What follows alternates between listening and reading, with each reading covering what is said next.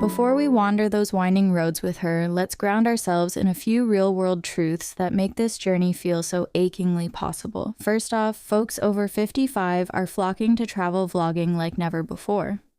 Stats show a 40% jump in midlife digital content creators since the 2020s, turning retirees into digital nomads overnight. Second, that eerie sense of déjà vu during travel, psychologists call it source monitoring error, where a familiar sight triggers buried memories often linked to childhood places we never fully processed.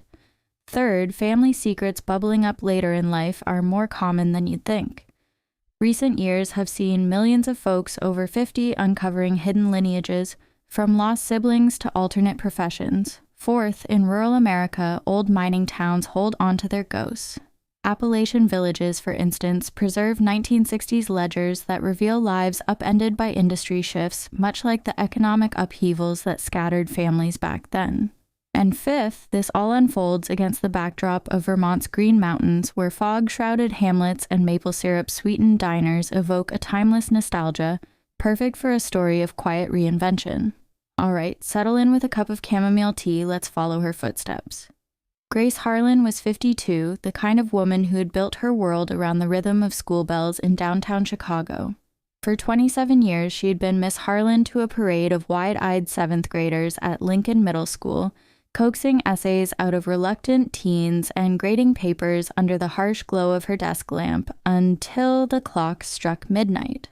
Her apartment on the north side was a cozy nest of bookshelves and faded family photos, but it echoed emptily these days.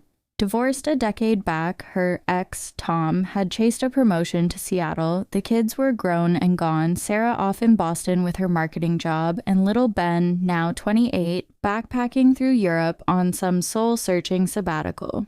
Evenings found Grace stirring instant oatmeal at the kitchen counter, the steam curling up like unanswered questions. Another report card day, she'd sigh to her reflection in the microwave door, the weight of routine pressing down like the winter wind off Lake Michigan. The spark that lit her fuse was innocent enough, a rainy Tuesday staff lounge chat with her colleague Rita, a wiry art teacher with a penchant for viral videos. "Grace, honey, you gotta see this," Rita said, shoving her phone across the Formica table amid the scent of burnt coffee. The screen flickered to life, a silver-haired woman in her late 50s, perched on a rickety bench in Tuscany, fork twirling pasta as she murmured to the camera, "Darlings, this carbonara, it's eggs and pecorino whispering secrets of the old world. Try it at home with a grind of fresh pepper, and you'll taste Rome in your own kitchen." Grace paused mid-sip of her lukewarm joe, her heart doing a little skip. The vlogger's laugh was gravelly, unpolished, like her own after a long day of parent-teacher conferences. "That's me. In 10 years, Grace whispered, half joking. Rita grinned. "Why wait? Grab that dusty cannon from the closet and start your own channel. Life's too short for grading fractions." That night, with the city skyline twinkling beyond her fogged window, Grace dusted off the old camera, a relic from Ben's high school photography phase, and hit record. Her first upload to Grace's Open Road was a tentative stroll through Lincoln Park, leaves crunching underfoot, the distant honk of taxis, her voice soft and halting. "Hello, friends. I'm Grace, just a teacher from the Windy City trying to find a little poetry in the everyday. Today it's this bench by the lagoon. Grab a thermos of soup, maybe some crusty bread from that bakery on Fullerton, and let's chat about what makes a walk feel like wandering." Views, a measly 5, including Rita's thumbs up. But something shifted, comments trickled in. "Love your voice, feels like talking to my aunt." As a 60-something grandma, this hits home. "More, please." Grace smiled at her screen, fingers hovering over the keyboard. For the first time in ages, she felt seen. Word spread like wildfire through the school's WhatsApp group, then beyond. By month's end, subscribers hit 500.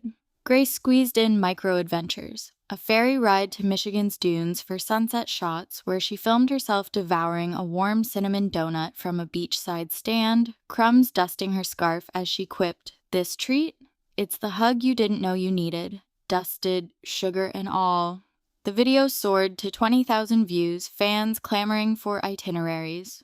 School dragged on, lesson plans, cafeteria duty, the endless loop, but now her evenings hummed with editing software and packing lists. "I'm done chasing report cards," she confessed to Rita over takeout falafel wraps one crisp fall afternoon, the garlicky tzatziki.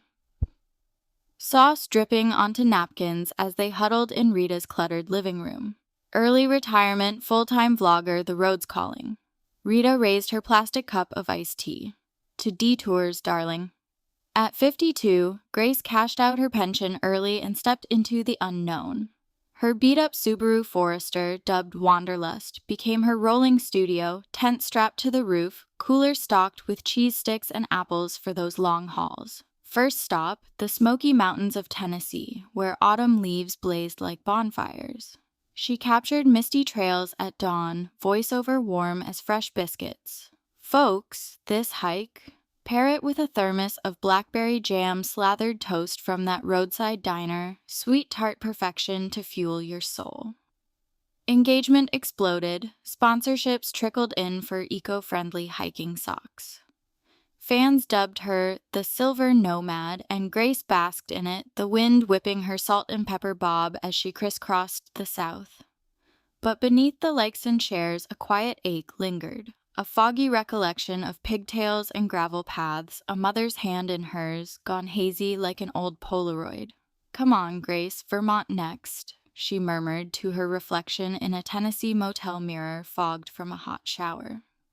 The Green Mountains had whispered to her in dreams lately, rolling hills, clapboard farmhouses, the tang of maple in the air. Why? She couldn't say. Childhood was a blank slate after Dad's job shuffle. "We moved for better schools," Mom always said, her eyes darting away over cups of chamomile at the kitchen table. Grace shook it off, queuing up a playlist of folk tunes as she pointed north.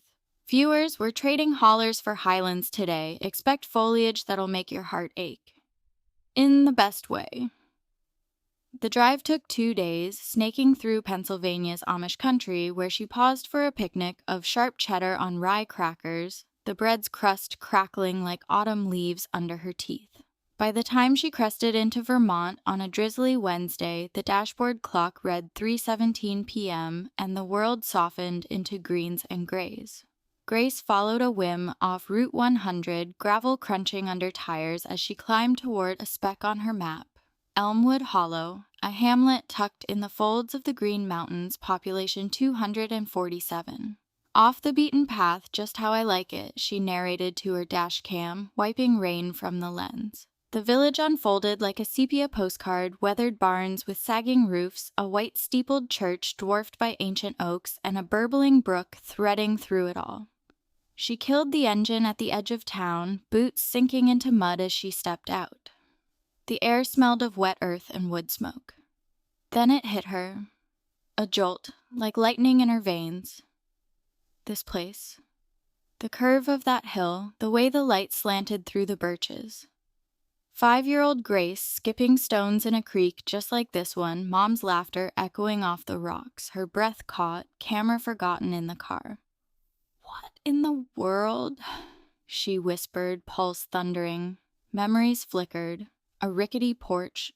Swing creaking in summer dusk. Dad's calloused hands whittling whistles from willow branches. The sizzle of venison stew on a cast-iron skillet. But Elmwood Hollow, she'd grown up in Cleveland, or so the story went. Urban sprawl and lake-effect snow, not this verdant cradle. Grace wandered the single main street, past the general store with its porch rockers and jars of honey-glazed pecans glinting in the window. Tempted, she popped in for a handful, the nuts caramel crunch a fleeting comfort as she chatted with the clerk, a stooped man named Earl with a tobacco-stained smile. "First time in Elmwood? Folks say it sneaks up on you like an old friend you can't quite place." Earl's words hung as Grace pressed on, drawn to a cluster of houses clustered around a massive elm tree, gnarled roots sprawling like veins across the green. Under it sat a weathered gazebo, strings of fairy lights dormant in the daylight. She sat on the steps, pulling a granola bar from her pack, oats and dried cranberries, chewy and faintly sweet, and let the scene sink in. Déjà vu clawed deeper. Not just the lay of the land, but the feel of it, the hush broken only by a cardinal's trill. "This is crazy," she said aloud, voice swallowed by the mist. Her phone buzzed, a text from Sarah. "Mom, your Smokies vid? Killed it. What's next?" Grace typed back absently, then froze. Why not dig? She fired up her browser, fingers flying. Elmwood Hollow, Vermont history, 1960s families. Results bloomed. Old mining outpost turned artisan haven, ledgers digitized by the local historical society. Grace's mouth went dry. Miners? Dad had been an accountant, crunching numbers in a high-rise. Or so she'd believed. Heart pounding, she followed the trail to the Hollow Heritage Center, a squat brick building masquerading as a library, shelves groaning with yellowed volumes and microfiche reels. The door chime tinkled as she entered, greeted by a volunteer named Mabel, 70 if a day, with wire-rimmed glasses and a sweater pinned with enamel brooches. "Afternoon, dear," researching roots. Mabel's eyes twinkled over half-moon specks. Grace nodded, throat tight. "Something like that. Mind if I poke through the resident logs? Harlan family, maybe. Mid-60s? Mabel bustled her to a back table, sliding over a leather-bound tome. Elmwood Hollow Census and Vital Records, 1,955 to 1,975 inches. Dust motes danced in the slanted light as Grace flipped pages, the paper whispering secrets. 1968, under Harlan.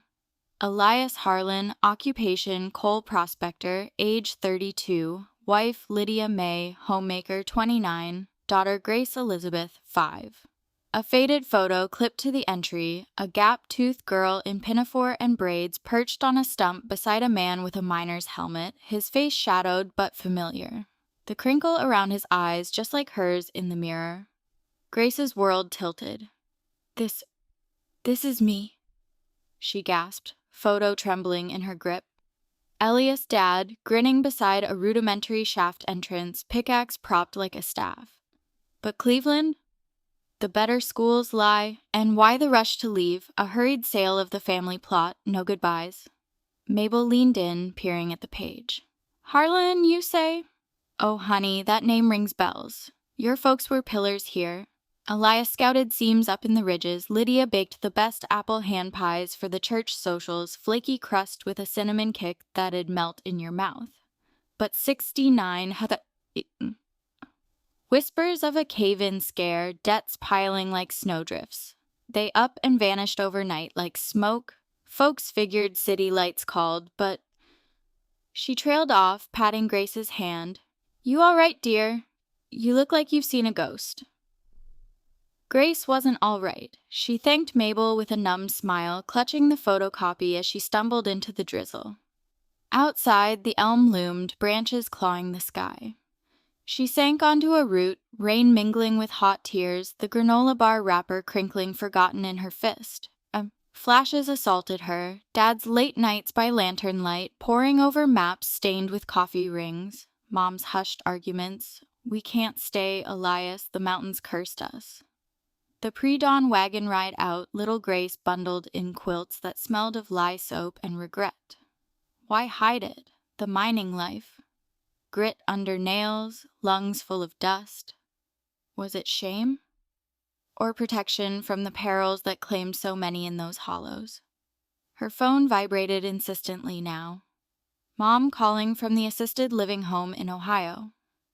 Grace stared at the screen, thumb hovering. Answer or let the storm brew. She let it ring out, driving instead to the Hollow Inn, a creaky Victorian B&B with gingham curtains and a hearth that crackled welcome.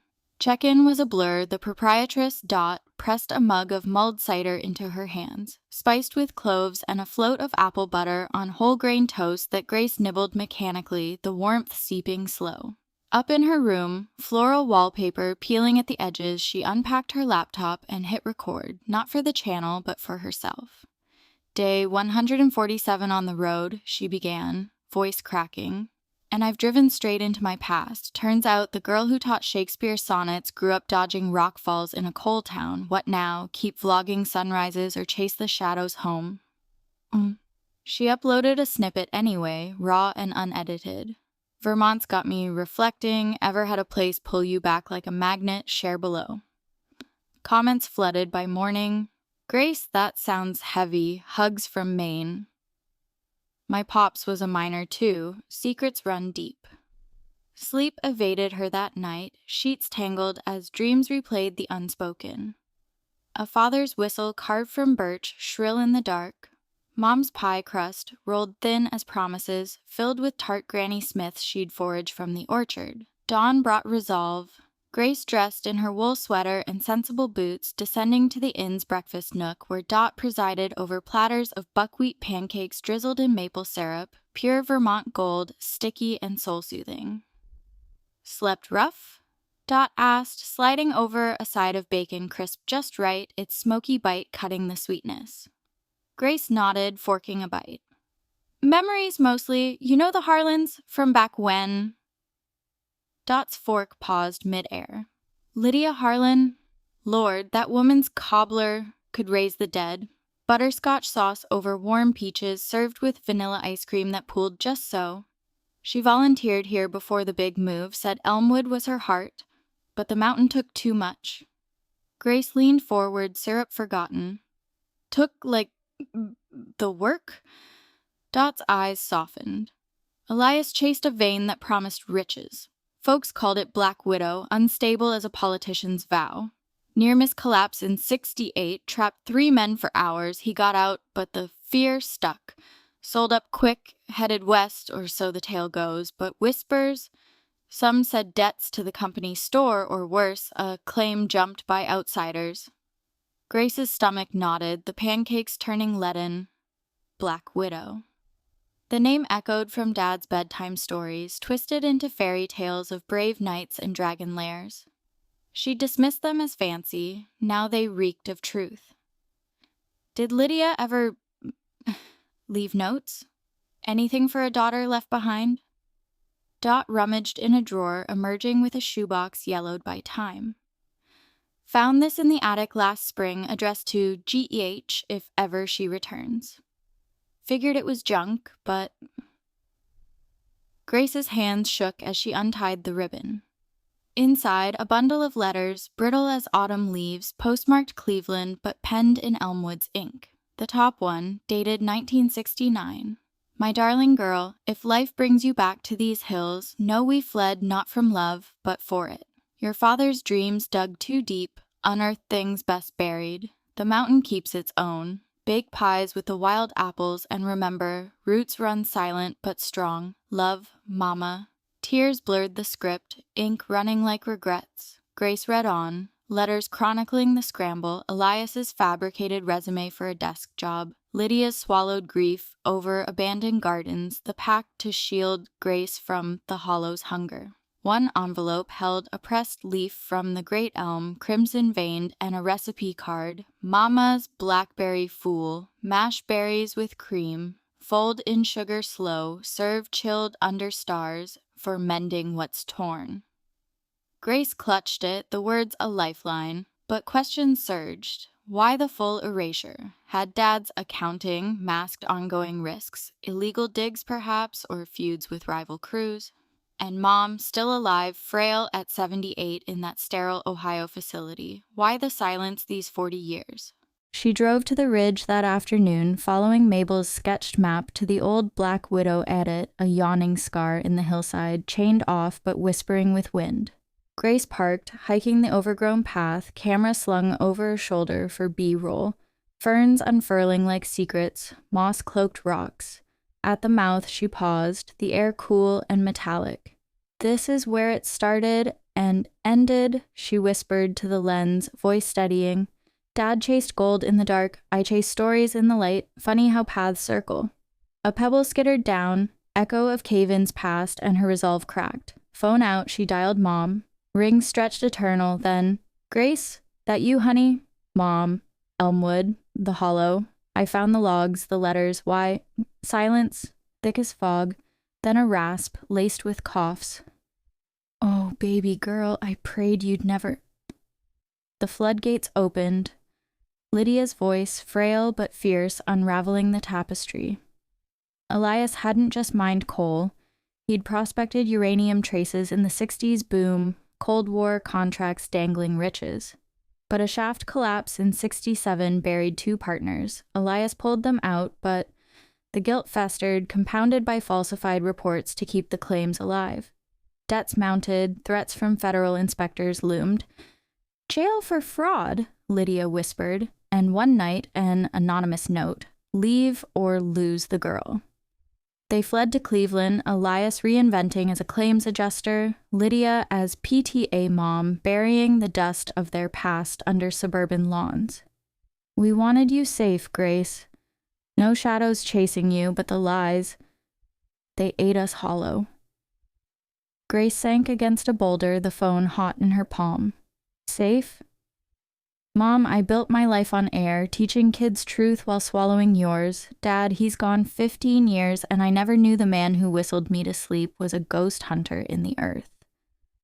Lydia's sob crackled the line. "He loved you fierce, baby. Carved that whistle from the elm, said it held the mountain's song. Come home. We talk proper, with tea and those thumbprint cookies you like, the ones with raspberry jam bleeding through." The call ended, but Grace lingered till dusk, filming the sunset gilding the scar, a slow bleed of orange into purple. Back at the inn, she edited feverishly, a vlog not of vistas, but vulnerability. "Friends, travel isn't just miles, it's mirrors. Mine showed a girl from the hills, and a woman ready to climb them again." Views climbed to 100,000 by midnight, comments a chorus, "Crying with you, Grace. My family's got skeletons too, thanks for the courage." Days blurred into a rhythm of revelation. Grace extended her stay, poring over society archives with Mabel, yellowed claim maps, Elias's scrawled journals. The vein sings, but the rock bites back, for Grace's college fund. She hiked to the old Harlan plot, weeds choking the foundation stones. Unearthed a rusted lantern, its glass etched with LMH evenings. Dot's kitchen became confessional. Over pots of chicken noodle soup, carrots soft and broth rich with herbs, Grace shared snippets, the steam veiling her face as Dot nodded. "Roots twist, dear, but they nourish if you let 'em." Word reached Sarah and Ben, Mom's unearthing ghosts in Vermont, and they converged like migrating birds. Sarah arrived first, city-slick loafers, hugging Grace amid the inn's parlor, scented with potpourri and fresh scones slathered in clotted cream. "Mom, this place, it's you, wholesome hidden depths." Ben followed, dreads tied back, bearing a 6-pack of craft cider and tales from the road. Over Dot's venison chili, tender meat simmered with onions and a kick of smoked paprika, they grilled gently. "Dad a miner? Spill, Mom." Grace did, letters passed hand to hand, the spice warming their cheeks as stories flowed. Laughter mingled with tears, Ben mimicking Dad's whistle, off-key but earnest. Sarah sketching a family tree on a napkin, berries staining the edges. But tension simmered, not all secrets yield easy. A local historian, crusty old Harlan kin named Otis, second cousin once removed, turned up at the general store, mustache twitching over a coffee mug. "Elias's girl, eh? Come sniffing after glory." His barb stung. Dad's prospecting bordered on poaching federal land, a feud with the company that left grudges. Over pie at the diner, flaky rhubarb with streusel topping, tart as old wounds, Otis grumbled, "Your PA skipped debts, left us holding the bag. Mountain don't forget." Grace fired back, voice steel, "He left to survive. For family, what's your grudge weigh against that?" The clash crackled, forks clinking like swords, but in the quiet after, Otis softened, sliding over a dog-eared photo, Elias at 25, arm around a younger Lydia at the harvest fair, cotton candy stuck to her chin. Blood's blood. Welcome home, kin. Stakes rose as winter nipped the air, first frost glazing the brook, leaves carpeting paths like fallen confessions. Grace's channel morphed, hollow echoes, a series blending vlogs with vignettes, hiking Black Widow at dawn, voiceover laced with lore, foraging wild ramps for a fireside frittata, eggs fluffy with cheese, shared with Mabel over confessions of lost loves. Subscribers swelled to 50,000, but doubt crept. Was this reinvention or regression? A sponsor pulled out, Too personal grace stick to sunsets, and Mom's health dipped, pneumonia whispering threats. Come back, baby, Lydia urged on a crackly call, before the mountain claims another Harlan. The pivot came on All Hallows' Eve, fog thick as regret. Grace gathered kin Otis, Dot, Mabel, her kids, under the elm for a vigil, lanterns flickering, cider steaming with cinnamon sticks. They read Elias's journals aloud, voices weaving through the chill. Ben drummed a rhythm on a makeshift bodhran. Sarah recited a poem she'd penned on the spot, roots in the dark, blooms in the breach. Grace spoke last, clutching the whistle. I came for stories, found my spine. The road led here, not end but anchor. As stars pricked the veil, she blew the whistle, shrill, true, and the hollow answered, wind sighing through branches like absolution. Winter thawed into resolve. Grace bought the old Harlan plot, envisioning a writer's cabin, solar panels, wildflower meadow, weekends hosting route and road retreats for fellow wanderers over communal breakfasts of blueberry muffins, batter studded with lemon zest. Mom relocated to a Burlington apartment close enough for Sunday drives and thumbprint cookies baked tandem, jam bubbling like shared secrets. The channel thrived, rawer now, Grace's Hollow Heart, episodes threading travel with legacy, Appalachian trails to Cornish coasts, each laced with a Harlan heirloom recipe, a whispered what if.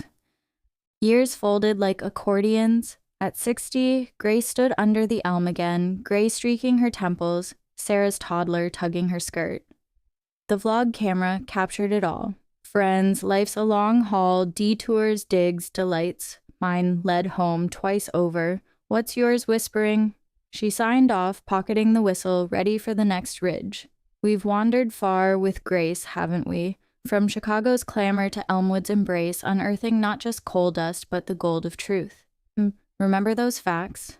Midlife creators surging 40% in the 2020s, déjà vu as memory's sly thief, millions over 50 digging up family secrets, Appalachian ledgers guarding 60s ghosts, Vermont's misty magic. They weren't just backdrop, they breathed life into Grace's arc, proving reinvention waits in the unlikeliest hollows. If her story stirred something in you, a forgotten trail, a family whisper, drop it in the comments below. What's one road you'd retrace? Hit like if Grace's grit got you, subscribe for more tales of Twilight adventures, and share with that friend pondering their next chapter.